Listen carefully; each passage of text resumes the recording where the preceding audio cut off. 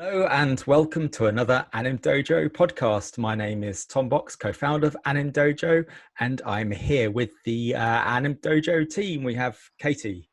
Hi, I'm a community manager at AnimDojo and a recruiter at Blue Zoo. And we have Grace. Hello, I'm the marketing coordinator for AnimDojo and Blue Zoo. And we have Beta. Hey, I'm a co-founder of AnimDojo and currently animation supervisor at Access. Cool. And today we're joined by two very special guests, which will be explained in a second. But first up, we have Nikitha.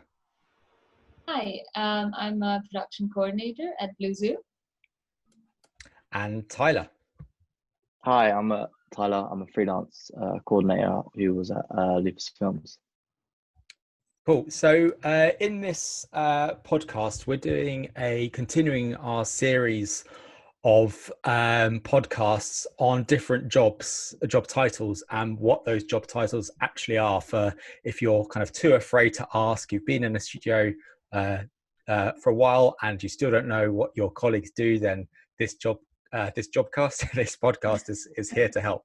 So explain what the jobs are, who they're suited for, and how you can stand the best chances of getting hired or getting into that role. Previously, we've done character design, art directing, and 2D layout job roles. So go and check those podcasts out if you fancy hearing about those job roles.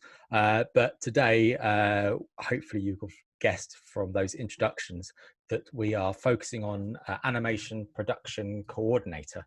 So I think this one was a really good one we wanted to do because there is quite a few different production producer type of roles, and I don't know a lot of what the different ones do, so I'm sure it's the same for lots of other people. So today we thought we'd focus on the production coordinator role. So with that, it'd be great if both Nikitha and Tyler, if you could both kind of explain in your words how you explain your job to other people who might have never heard of it before. Nikitha, do you want to go first? Yeah, sure. Well, production, especially animation, involves a number of stages. It's almost like an assembly line where one thing has to be passed on to the other at the right time. So as a production coordinator, I'm making sure each of those teams are communicating, and each team has everything to do their task at that right time. And again, animation takes a long time, and right from the start to the end, I guess you want things to run smoothly. So on a day-to-day basis, you could have a number of hiccups and teams missing assets, or so helping them on a day-to-day basis to help the production run smoothly. So it's keeping everything kind of on track and keeping everything on track. Yep. Yeah, cool. Tyler, would you agree with that? Yeah, it's just pretty much keeping the cogs spinning in the production, maintaining like each team is doing their job, and like making sure that all the targets are being hit really day to day, and if it's not, figuring out what's going wrong and what needs improving. Okay, so Tyler, how did you kind of land yourself in that role? How did you get to that? Yeah, I kind of fell into the position of coordinator at Lupus. I joined as a production assistant, and if I'm honest, I didn't really know anything about animation when I first got there, and they pretty much took me under their wing and taught me everything I need to know. And I worked my way up slowly. Like at first I was just maintaining like the schedule and looking after it, and then after a while I started looking after the artwork team, and then implementing like the whole of the artwork schedule, planning that out for the film, and then giving feedback and like managing the whole artwork team. Cool. So in that sense, if you said you started off as a production assistant now, and now you're a production coordinator, what's the difference between those two roles? Production assistant is kind of a little bit of it's junior, but you're your day-to-day isn't you're not managing people in a way. You're dealing with like the producer's work or bits like that. And with a coordinator role, you're looking after a whole team, so you're having to manage other people. You're having to give like feedback to people that maybe don't want to hear what they want to, what they're bad at or what they're good at, and you're pretty much discussing with the HODs what's going well and what's going wrong and where you guys can improve. Yeah. Okay. And then Nikitha, how did you land in end up doing it? I've always wanted to be a part of the animation industry, but again, when you're studying animation, production is not really a role that's that anyone lands on immediately. But I think I've always enjoyed being a part of a project from beginning to end. I could never pinpoint and say, oh, I just want to do the artwork or just the animation. So I think that slowly led me into being a production assistant and then production coordinator, but always always involved in organizing and planning, because I wanted to be there right from the beginning to the end. And again, like Tyler said, starting off as a production assistant where you're getting a general sense of how different productions work, helping the producer out, the manager out on any tasks, and then getting into a production coordinator role is, I feel like, a very important step where you're dealing with the artists yourself, and it's also a role where you can pay attention to detail in during the animation pipeline, whichever team you're working on. It teaches you a lot about each department as well. If you're working with the art department, you tend to learn then all the jargon, the software, and all the finer details, whether it's if you're working with the lighting and comp department thing. So I feel like in that role, from an assistant to coordinator, you graduate to a position where you're not only managing the teams, you're also learning very deeply about each department. And I think it's an important step before you go higher into other production roles as a line producer, or you need that strong foundation before you move up. So it's kind of that stepping stone. Yes. So is that sort of the natural progression then? Because you mentioned production assistant. I think you both mentioned that. Mm-hmm. So then where does that, like, obviously everybody has like career goals and ambitions, and like where does that take you? Like it's clear with a lot of different art roles where that goes, but with production coordination, how does that sort of work? How do you see, you know, and I guess it's also different when you're working in the studio versus if you're the client side as well. It probably is very different. They have their own coordinators. Mm-hmm. It'd be interesting to see like how you see it and where you see yourself wanting to go as well, and that kind of you know, career path, I guess. Yeah, and I guess when someone's starting off, it's hard for them to define whether they want to be a coordinator in a studio or a coordinator on the client side. I guess unless you do it, it's really hard to know the difference. Fortunately, before Blue Zoo, I was a coordinator more on the client side, and that where you're helping the producer initiate the project and the script, but you're not involved in the actual creation of the artwork and animation. That was a big reason why I was a production coordinator there as well, but I strongly felt like I was missing the one-on-one connection with the artists and being where it was all created, and that's what I'm drawn to. And that's the big reason why I wanted to join Blue Zoo, and what excited me about the role when I first started on a role on a TV series, a new show, and working with the director. So yes, it is very different. Being a coordinator on the client side, you're looking at the very beginning and the ending, I guess. You're initiating a project from an idea to script, and then finally marketing it and pushing it out to distributors or channels. And whereas coordinator in a studio, you're deeply involved with the creation part. So yeah, it's So where does the actual role go? I guess like what's the progression? Like, What's the dream job? yeah, like how does it, like you can go animator to lead animator to animation director, and then because in most cases, it's in most studios, it's usually after the coordinator, you become a production manager, where you're also responsible for the budget and the person to go to for the schedule, and then usually line producer, and maybe head of production. I wonder, where you're overseeing all the productions. Yeah. Yeah, Tyler, I think- what's your take on that? Sorry. Yeah, fully. Like this, the stepping stones. It's like production assistant, production coordinator, production manager, then line producer, then head. And I was like, I've always wanted to be a producer, so I was like, how do I get there? And it's just learning each different department, like, and figuring out how to become an expert in it, and then moving on to the next stage. And Yeah. then what makes you want to become a producer? What is it about that job that kind of intrigues you? I love scheduling stuff, and I love Excel. And if I can do a job that does that full time, then I'm happy with that. pretty much the opposite.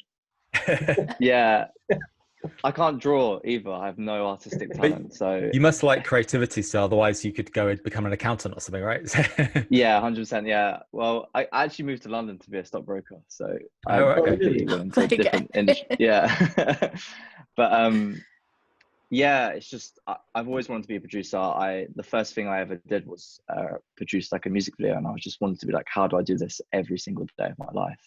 So it's just aiming towards that. It's just the whole aspect of you plan out the whole of the production. You know it has to end. If there wasn't a producer in like a creative sense, the creatives would just constantly work, I believe. So I think it's good to it's a good role. Yeah, that's a good point to make. Like, one way to know what a production coordinator does, and maybe in a general sense also like a producer, but since we're focusing on production coordination, if you want to know what they do, how about let's talk about what happens if they're not there.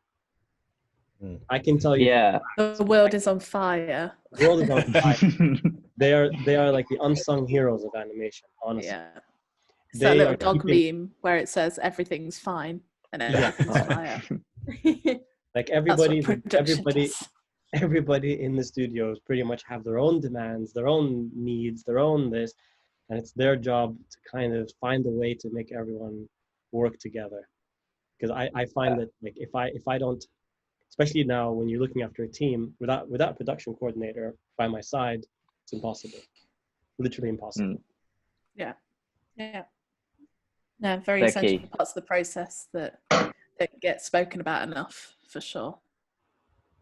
I feel like you guys have kind of already touched on it, but I just wanted to, from Tyler's kind of "I love spreadsheets" comment, which I always think people are lying when they say that, but yeah, that's awesome. Can't relate. Can't relate at all. But what kind of a person makes a really good production coordinator? Like, is it, if you are looking after a load of people, if you're kind of considering loads of schedules, do you have to be quite a sensitive, like empathetic person? Or does it go the whole other way of like, you have to be a person who really wants to alphabetize your whole DVD collection, like you love organization? Like, what kind of things makes a really good person for this role?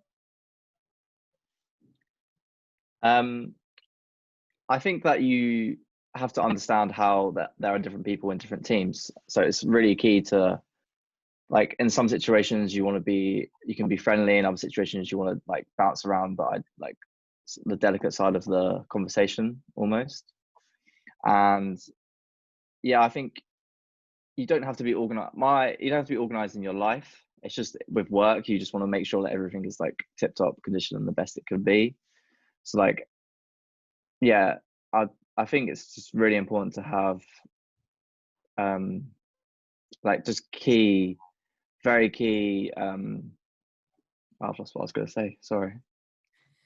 It's very, very organized, and just like knows that the job has to get done at the end of the day, and without you there telling people that this needs to be done, it won't happen. Yeah. Nikitha, what do you think? What's the skills that tick the box? I guess along with being organized, and you don't have to be super organized, but along with that, I think you have to be very flexible. Now, when we have a schedule, it looks you plan it out in a certain way, and we somehow get to the end, but you never get to the end the way you planned it. It's every day you have new problems.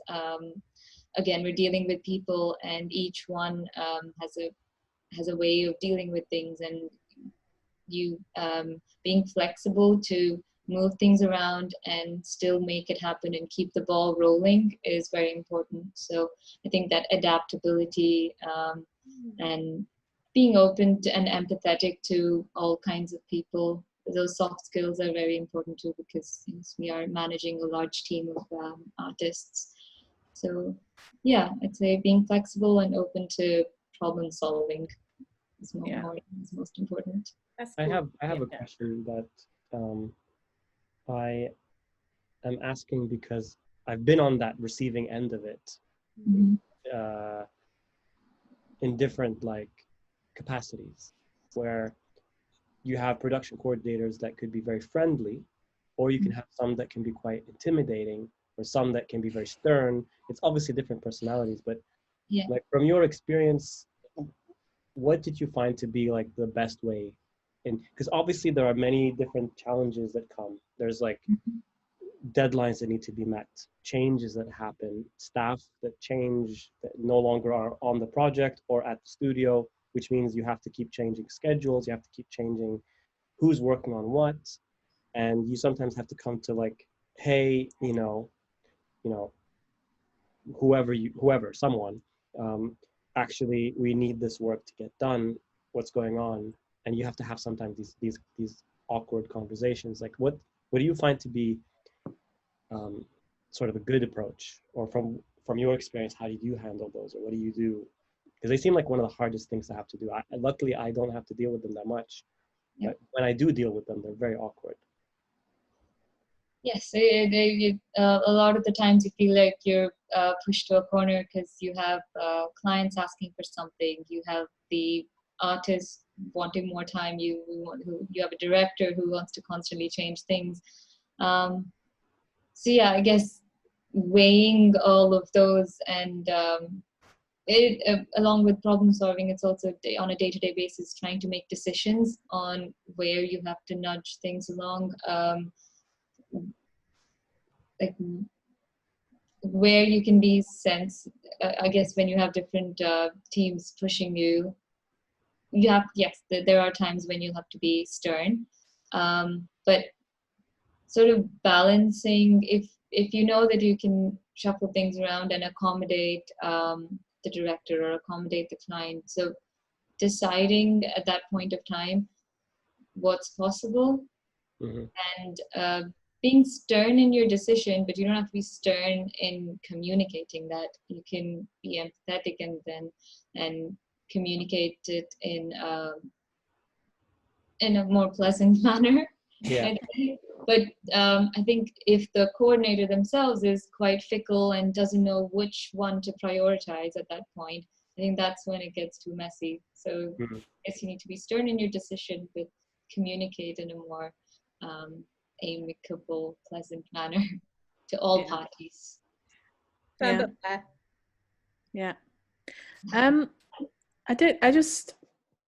wanted to ask, it's something that I get asked a lot at recruitment fairs from graduates, and it's not always one in compared to artist roles that I know how to answer. So someone who has no experience but really wants to get into production in some capacity, obviously the path is production assistant jobs, but what can they do themselves to have more of a chance of getting a production assistant job? Because as a recruiter, I found that a lot of production positions are very, very competitive and a very kind of recommendation basis. Mhm. In terms of people who get hired for those jobs, which, you know, works out fantastic with the studio, but doesn't necessarily open up for loads of opportunities for graduates either. So I just wondered about that and what your thoughts were. Tyler, If do you want to any. take that one? Sorry, Howard. Yeah, I think it's a very hard role to get into, the production assistant role. I personally was a runner on a job and then got asked if I wanted to PA on it under someone. But I think it's just, if you're trying to get into this industry, if you're at uni and you're doing work, you're invited to all these different events and you're able to go out and meet people and stuff like that. And that's really key. And you want to build up a good, like loads of connections in the industry, and don't be scared to like email people, connect with people on LinkedIn and just be like, this is my current situation. Like I'm looking for work. Do you know if there's anything going on? Because yeah, like I'm one of the people that go on LinkedIn and I will try and connect with every single person. And then every now and then I'll just drop them a message and be like, hey, I'm free at the moment. Like, have you got anything going on? Something like that. So what? But so I was just going to ask, going on what you said there about you managed to get in. What, and when it's so tough to get in, what do you think? How did you manage to do that yourself? What do you think you did that was different to the hundreds of other people that might have been applying for, you know, the same thing? I think it was just showing like a real interest in the position. And like when I go for job interviews, I really want to know what the company does, what their goals are, what kind of work they produce. And if it matches with me, then I'm going to be like very open about me wanting to be there and working for them, and like wanting to learn to see what they can do to help me in my career. Yeah, I don't think that's talked about enough, actually, really showing enthusiasm for the specific company. And I think that in interview or application or wherever, that can be so pivotal. It's a big giveaway. It really is. If you don't even mention that the studio's name in your application, or, you know, anything like that, then yeah, obviously I'm not the recruiter, but You're right there, Grace. You're on it. I mean, just from my perspective as someone who doesn't really deal with recruitment, but sometimes is just handed people to manage and start becoming part of my team, one of the most things that frustrate me is when you have someone that's kind of just like, I'm here, it's a paycheck, which is understandable that we all have days like that. And maybe this is going off tangent, but I guess it kind of still is true to what you're mentioning, Tyler. Like, showing enthusiasm, especially early on in your career, is so important, I think, especially in our industry, which has very strict deadlines, has very difficult sort of working conditions in some cases. You know, there's no need to lie about that. It's the truth. You know, we have difficult, you know, expectations. We're creating art, but it's a business, and it's like those two things should not go together, but they do. And I think showing enthusiasm is the least I think a person can give off, at least in the beginning. You know, when you're like 10, 15 years, 20 years into it and you're a bit jaded, fine. You can kind of like, you know, I don't know who you mean, Ada. I don't know what you're talking about. So how do you show enthusiasm on a job application or a CV or a cover letter? Because, you know, you can say you're passionate or enthusiastic, but, you know, words are cheap. So has anyone got any tips on how to do that? How much time do you have? I think it's honestly just the tone.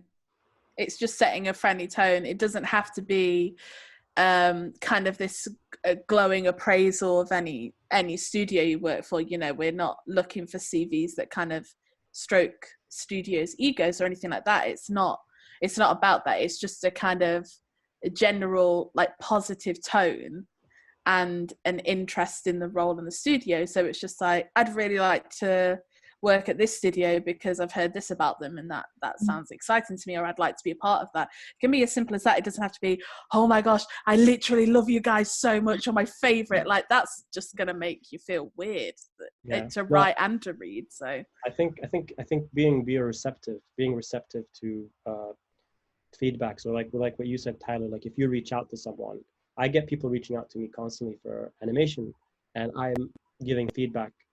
And normally when someone responds positively, regardless of, you know, whether or not I rip the reel to shreds or I come back with some very basic notes, the moment I feel that the person is responsive and that they've appreciated that I've taken the time to go through and give them this this kind of detailed feedback, that for me is a sign of being enthusiastic and that they're willing to do what it takes. So yeah, I mean, how could you translate that? Like if you did get in touch with, say, like, I don't know, head of production at, like, you know, X and X studio, what is it that if they did come back to you, like how would you just, you know, like Tom said, what is it that can display the enthusiasm aside from just saying, oh, I love your studio, you know, like. I have like an example of like when I went for an interview at Stink, and I was just chatting with them, and I was just saying like why I wanted to work there, and they did this advert that I really, really loved. So in the interview, when I was chatting to them, I was just like, I'm not gonna lie to you guys, like I watched this interview and I was just like, this advertisement, I loved it. I thought it was genius. And I was like, if I can work for a company that is able to do this and for other adverts, it would be an honor. So it's just really being a fan, but not like overdoing it a bit too much, like understanding that, being authentic and being honest about it, and really knowing like what the company produces, and like being able to like in the interview bring up certain things that you really like what they've done, or like researching the website and researching who works there and who they work for normally and their top clients and stuff like that. Well, Nikitha, do you have any tips for anyone who wants to get into it, of what they should be doing, or how they could have best kind of, if they're a student and they'd love to get into production coordination, any advice there? I'd say if they're being open to and different kinds of production, I guess, especially when you're starting off. I think just putting your fingers in whether it's music production or commercials, VFX, or any kind of media, especially if you're interested in media. I think getting a sense of being versatile will really help you get to know yourself as well, because especially when you're moving up into a production coordinator role, by that time it'll be great if in the interview they can also add why they, not only what excites them, but also what they feel they can bring, and something about their personality that makes them feel like, I really want to be a producer. Like, what is it that they enjoy? Is it working with people, or is it working with the director and creativity? But to get to know that, I think it takes some time dabbing into multiple kinds of production and types of medium. And, so you can go by different routes, because you've done 3D and 2D kind of production. And what have you found? Is there many differences between that, or is it still doing a very similar job? You mean being a coordinator for 3D and 2D, or? Yeah. The basic skills that you're using on a day-to-day basis is pretty much the same. And again, whether it's animation or film or VFX, I feel like you're using similar skills. You're tapping into a certain kind of personality anyway. So I think that's the beauty of being in production too. You can start off in anywhere and then slowly weave your way based on your interest. You can weave your way up into, if it's animation, then So I guess in that sense, it might be good just to try and get in and do any experience in a studio, like Tyler said, kind of starting off running or something like that, and then you can get towards where you want to be. Yes, absolutely. And in a CV, I mean, Katie, correct me if I'm wrong, I feel like that would also show a positive attitude if you've done multiple roles in different studios. Yeah, before totally. you get to a assistant or coordinator role. Yeah, definitely. Can I ask a question? So related to the kind of technical side of the artistry of animation. So how, to what extent do you need to understand it to be a production coordinator? Do you really need to know the ins and outs of Maya, or do you feel like you can kind of, I don't know, leave that to the animators? I wouldn't say you don't need to know everything about the software, but leaving it completely to the artist also will, you're sort of reliant on what the artist tells you. So I think you definitely do need to know about it. Have a bit of context. Even if you don't, yes, exactly. Even if you don't know everything about it when you start off, like when I started off on the 2D show, I've never used Harmony before, but once you do start, I guess initially showing that enthusiasm to know everything you can, to at least to know how long things take or how complicated it is or what problems can come up. I think that's important. And because this role requires you to be versatile, you don't have to know about all the different kinds of softwares and processes immediately. But when you start, definitely spend that initial couple of weeks just getting to know about it. Yeah. Definitely. I have 2 questions, but the first one is a quick one. If you guys are done with that topic. Mm-hmm. First one is, this is different in different studios. So I'm not saying that you guys have done this directly, but you might have done it in a different project or a different studio.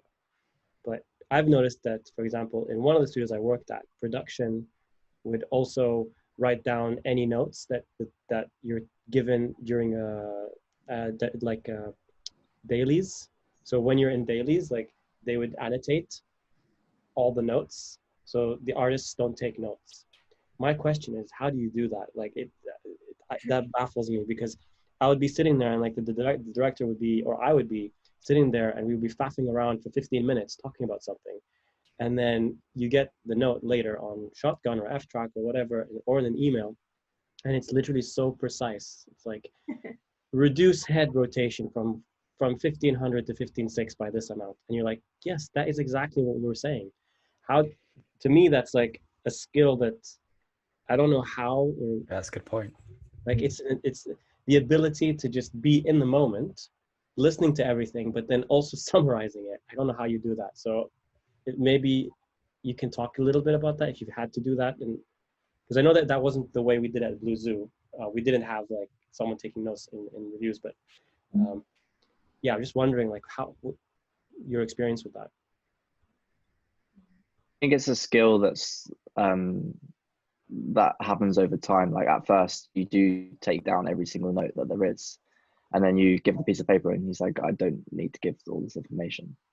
So it's just like picking up on the key points and understanding like what is important and what, if the artist is going to read the feedback, what they need to read to understand what the message is trying to get across. And I know at Lupus we would take the notes from the HODs and then I would put them onto like a spreadsheet and then I'd give them back to the HODs and they would go around. So I just needed to give them a little bit of information so they could jog their memory again, so they can go around and talk to them and give the feedback. And I've always noticed that sometimes, especially clients give loads of explanation and the actual note would just be to make the character walk from left to right, or very simple. And you definitely need to summarize what they're saying. Otherwise, it often leads to confusion with the artist, and where we spend a day or two just figuring out. So there's a lot of filtering. Very important for the coordinator to be able to summarize and filter, and also since the coordinator has an eye on the schedule, I guess knowing what can and cannot be addressed at that point of time. Again, being a bit stern on some of the decisions where some might have to be pushed back. So everything that's said in that meeting or requested by the director cannot happen sometimes. So, and on that point, I guess in terms of that filtering and giving that feedback, do you ever have to kind of like look at the wording to make sure people if it's slightly kind of phrased in a way that might upset someone, do you then have to kind of rephrase it to get not to annoy them too much or try and motivate them? Does that happen? Yeah, 100%. Dressing it up nicely. So you need quite good communication skills then to be able to kind of like and a thesaurus. That's all you do, just to change the words. Change all the capital caps, being back into small, gentle words. Yeah, please. Yes, and a please at the end. Thank you. Yeah. Yeah. This looks great, but Yeah. Okay, Bae, did you have a second question, Bae? yeah, I had a second question. So who knows what's going to happen 10 years from now, and this podcast is probably going to still exist. People will be watching it. They might not know why we're sitting and talking from our rooms. Yeah. There's a pandemic at the moment, as everyone knows. So my question is, have you found your work to be harder now in lockdown versus how it was before when you were able to just walk around the studio? Or do you find it better now since no one can bug you and you can sit? Like, what's your take on it at the moment? How do you find your workload or your experience working lockdown versus before? Ale, you want to go first? Okay. I just feel it does feel weird. I prefer to have like face-to-face conversations and like go around and actually talk to people in this. And being on a laptop, it is weird, but you're just picking and choosing your times to have a conversation with them. And the other thing about that is that you're constantly always available now. Because you're at your desk, so people can just message you and be like, and you can't go anywhere. You can leave the room, but then you're not at work. Yeah. In a way. So yeah, it has changed, but I feel like in the animation world, like it's got more busier with work. Everyone's focusing on like animation projects now because live action's like slowly getting back into normal.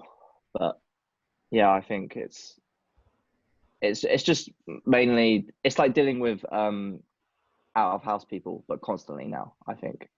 So whereas before, like you would deal with like 6 or 7 out of house people, now you're dealing with a whole team and like all the directors. So it's just managing that. Oh, so you mean out of house as in like the remote artist or remote? Yeah, like remote artists and stuff. Now everyone is remote, so it's just that might be even upscaling actually trickier for you to coordinate stuff like that sometimes. Yeah, but I think it's just having a good communication, like having Slack talks and having like arranged times to have conversations with people, and like having like daily meetings with them, or like every now and then just giving them a little message, just seeing how they are and if everything's going okay. I guess it does require much stronger communication skills though, because you can't just do a walk around and just spot things that might not be right, or from that point of view. Yeah, people can hide much easier now if something's not, I mean, not because they don't want to do their job. It's just, normally when an artist is struggling with something, they might hide for a couple of days because they're just scared to talk about it.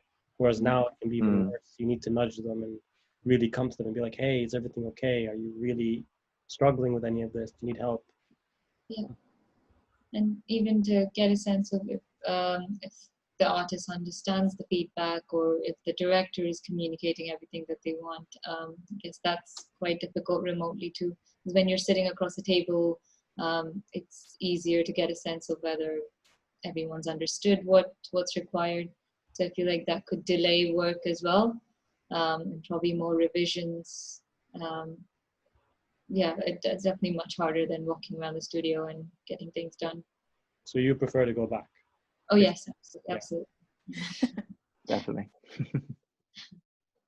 One question we always ask is on the previous podcast, we've asked people how they can, if they really want to get into that role, how they can practice it in a way that will make a difference, which was quite easy for a character designer to kind of like say they can practice doing character designs or redoing character designs they like.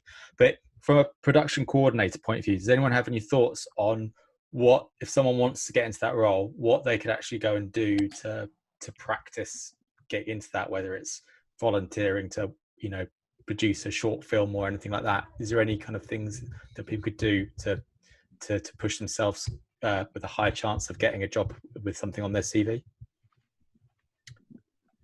Tyler, have you got any thoughts?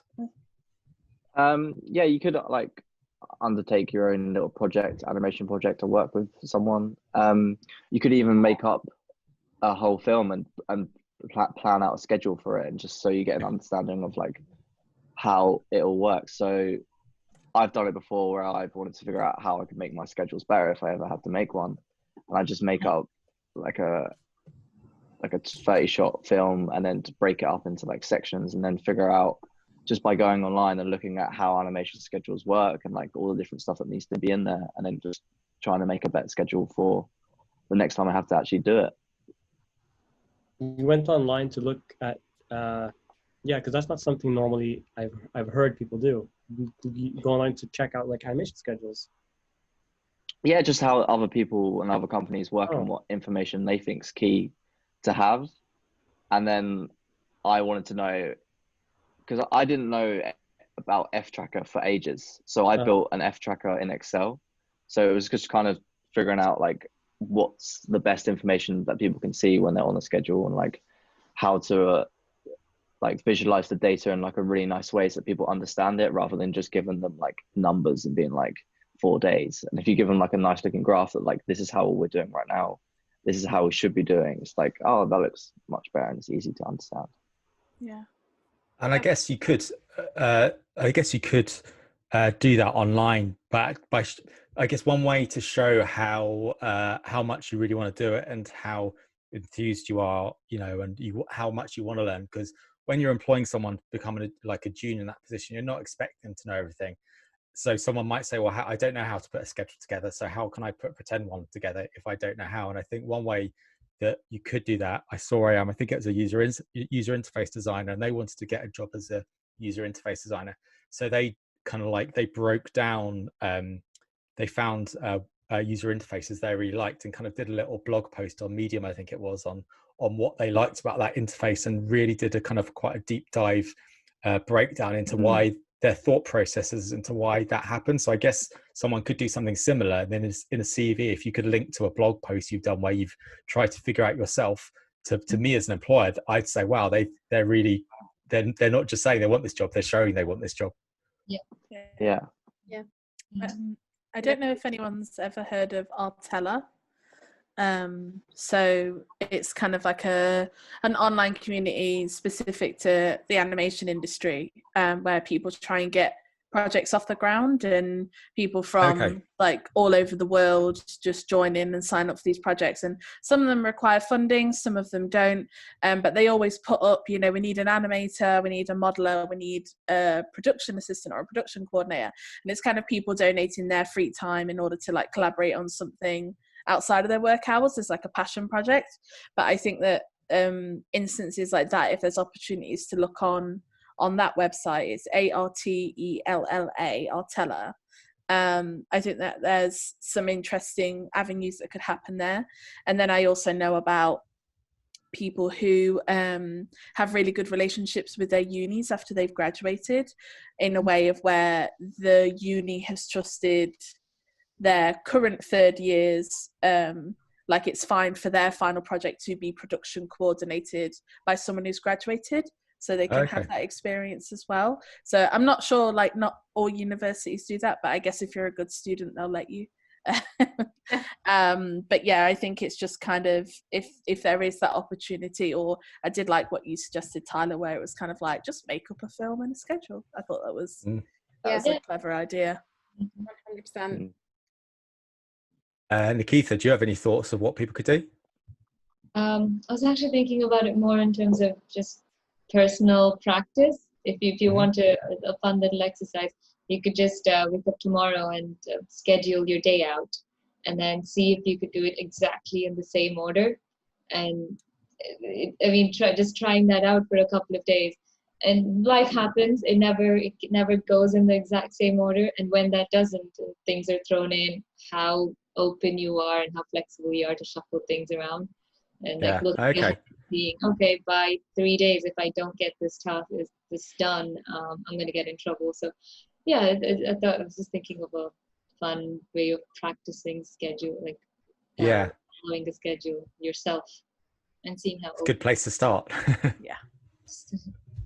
Yeah, no, I like that idea, because I guess if you can kind of, because it's all about solving problems when things don't go to schedule, and all how to those issues that get thrown in your path that you have to try and deal with in a stress-free way. Because I guess that's another part of the job. You have to be quite level-headed, I imagine. If you suddenly got this huge problem, Yeah.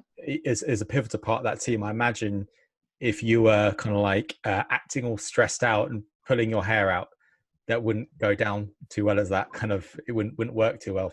So do you say, does someone need to be quite chilled, or what's your take on that? Yes, stressful. I mean, it'll not only affect the person but everyone around. And when you're managing and helping or sort of leading a whole team, and they're looking up to you, if you're stressed out, then everyone else will start panicking as well. And I remember this is way back when I just started working and Bader was still in the studio. Something that he mentioned is stuck in my head. I think it's your mom or somebody that gave you a card and said, "You're just making cartoons. You're not." Right. saving No, lives." that's it was Chris Drew. Oh, Chris Drew had that thing, and I told you about it. He yes. had a like a framed picture that looked really interesting. It said, "Just relax. It's just cartoons," or something like that. And then I told him, "What is that?" Cartoons, you're not saving lives, or something like that. Yeah, and then it's like, not to stress over it, because Yeah. we're helps put making things cartoons at the end of the day. Yeah. Yes.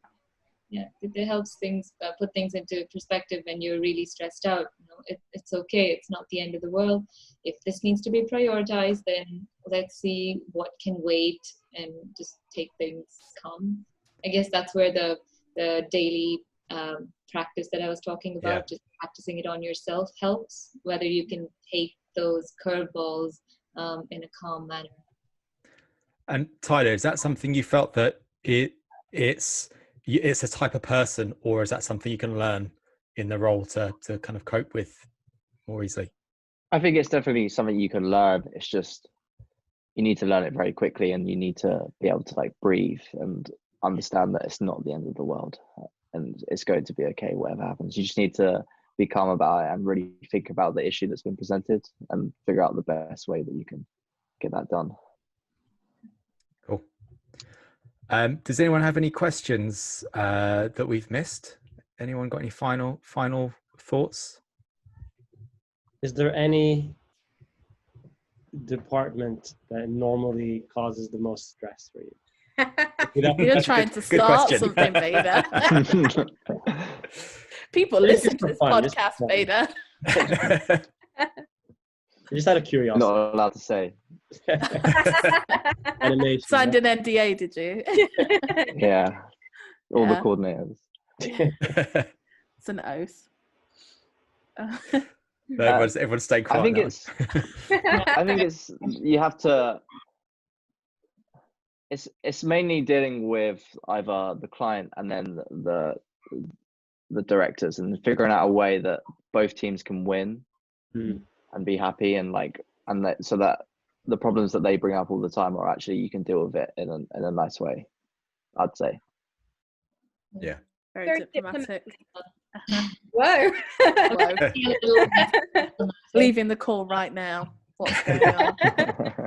We're two in sync. Sorry?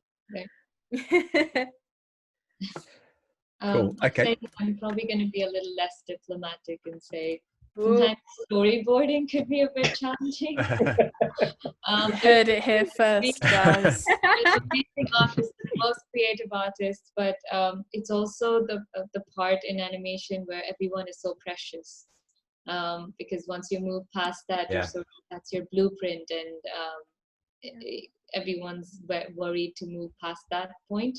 Yeah. So I feel like keeping that on track, and again, that's where your director and client and everyone has eyes on it. Sometimes that I feel like that department could be challenging to keep on track and say it's okay, we've done enough number of trials, we have to move on with this short and stuff. So. I agree with you on that one. From my experience also with storyboarding, it's always the most loose part of the production. And it's Well, you're where, starting with a blank page, aren't you? So it's and then because you think, oh, it's just a few drawings, it doesn't cost anything, like it's just quick, you know, and there'll always be revisions and always be like iterations, and yeah, like I see where you're coming from with that. So yes, I agree. It's not about the artist, it's just the way No, that the department.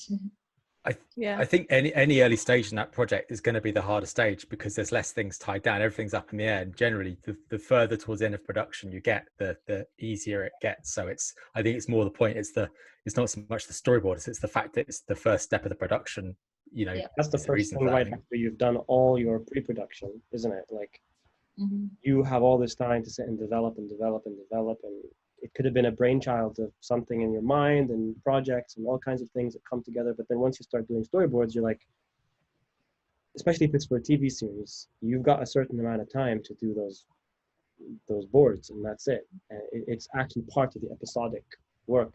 And from my experience as well, I think sometimes it can be a very challenging stage, because you can have one episode that's so smooth, yet one episode that goes completely off the rails, and you're like, how did that happen? Yeah, and it could be a simple thing as like, oh, that part of the script didn't work, or you know. Yeah. Well, I think we'll have to wrap it up there, because I'm aware that, well, we've got Nikitha's got a 5-month-old baby, and she's in India as well, so it's quite late at night for you. So I need to let you get back to your new family. But I want to say thanks so much for everyone for chatting about the production coordinator role today, and hopefully if that might have given some people some ideas about what the role is, and hopefully encouraged some people to try and get into it.